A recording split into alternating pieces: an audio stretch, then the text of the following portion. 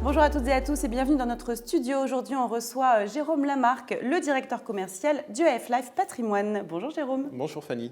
Merci d'être de nouveau avec nous. Alors, on va parler tout simplement de l'année. Comment elle s'est passée chez EF Life Patrimoine? Comment ça s'est déroulé? Alors, on sort de deux très grandes années pour nous, parce que 2022 et 2023, on a passé un cap symbolique qu'on attendait depuis longtemps, c'est dépasser le milliard d'euros de collecte. Et là, sur le premier semestre 2024, alors on a commencé un tout petit peu plus doucement que les autres années, mais Spirica, qui est notre assureur principal et surtout notre actionnaire, a eu la bonne idée de mettre à notre disposition un bonus sur fonds euros à la fin du semestre. Et donc, on a eu une fin de semestre tout à fait exceptionnelle. C'est le meilleur semestre de tous les exercices du EF Life Patrimoine. Donc, on est très content. Et là, parce qu'on tourne au mois de juillet, je peux d'ores et déjà vous dire que l'ensemble du mois de juillet, alors qu'on est qu'au milieu du mois de juillet, là, le jour où on tourne, on a déjà fini nos objectifs. Donc, un fin de semestre très, très explosif, très, très dynamique. Donc, on va partir en vacances très content. Super, une belle dynamique commerciale. Vous pouvez prendre du repos. Absolument. Et on sera prêt pour la rentrée. Super. Justement, quand on parle de rentrée, on parle aussi de nouveautés aujourd'hui. On va parler d'un fonds que vous avez lancé, le fonds Euro Article 9 Objectif Climat.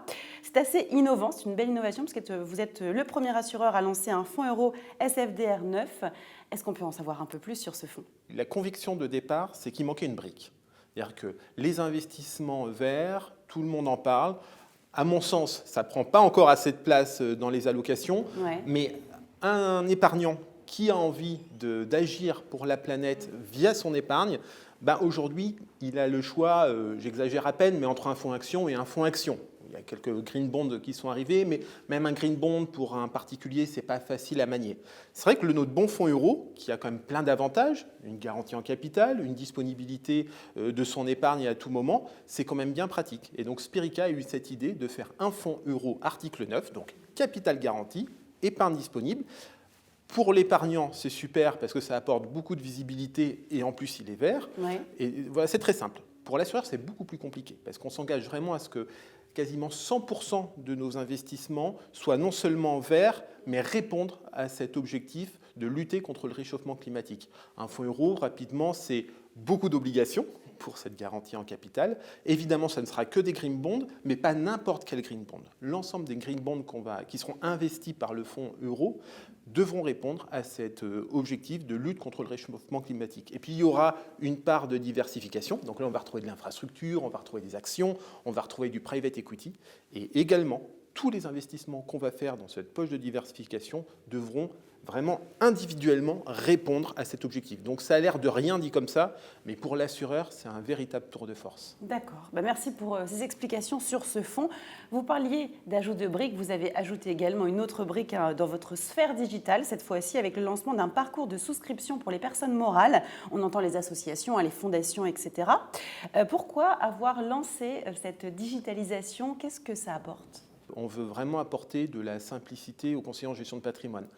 Ces souscriptions pour les personnes morales, c'est extrêmement compliqué. Il y a beaucoup de documents à remplir. Quand aujourd'hui, il fallait le faire en papier parce qu'on n'avait pas ce module de souscription. Quand on regarde le nombre de pages à faire signer à un client, c'est extrêmement compliqué. C'est un gain de temps, vraiment. Oui, là en fait, ce qu'on a fait, c'est qu'on a pris le module qui existait pour les personnes physiques, qui est extrêmement apprécié par les CGP partenaires du EF Life Patrimoine, et on l'a décliné pour les personnes morales. Donc c'est sans couture, c'est-à-dire que le CGP va pouvoir aller sur notre site, va pouvoir faire sa souscription, rentrer toutes les informations qu'on doit remplir pour une souscription de personne morale, donc qui va être le représentant légal qui va signer le dossier, qui seront les bénéficiaires effectifs. Enfin, je ne vous fais pas toute la liste, mais il y a énormément de choses à remplir. Ce qui est pas mal en plus avec notre module, c'est que le CGP n'aura pas forcément toutes les infos au même moment, donc il pourra remplir un bout à un moment, y revenir 2-3 jours après sans avoir à tout ressaisir et aller juste compléter ce dont il a besoin. Et quand il a toutes les informations, il clique sur un bouton et ça part pour signature électronique au représentant légal, au directeur financier, enfin toutes les personnes qui doivent intervenir sur le contrat vont recevoir un lien pour le signer. Et quand toutes les personnes auront signé, ça arrive chez nous au back-office. C'est sans couture, sans papier.